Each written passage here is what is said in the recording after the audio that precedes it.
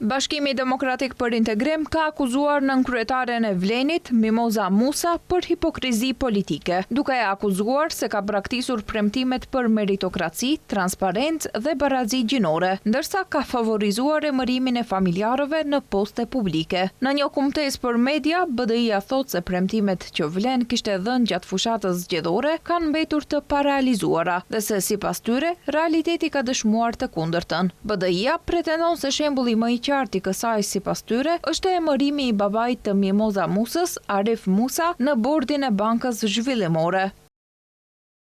Edhe pse premtonte punësim sipas meritës, sot është e njohur për emërimin e babait të saj, Arif Musa, tashmë pensionist në bordin e Bankës Zhvillimore.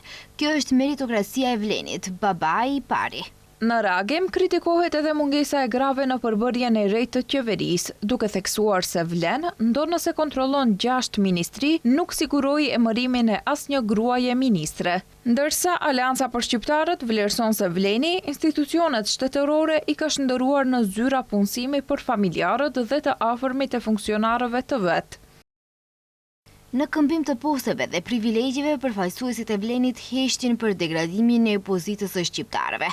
Rasti më i fundit është ai i deputetes dhe nënkryetares së Vlenit Mimoza Musa.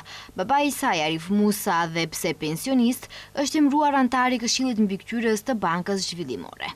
Aleanca për Shqiptarët thekson se Vleni nuk e luftoi nepotizmin, por vetëm priti radhën për të përfituar prej tij. Në ndërkohë, nënkryetaria e Vlenit, Mimoza Musa dhe partia nuk e kanë komentuar as emërimin dhe as reagimet e partive.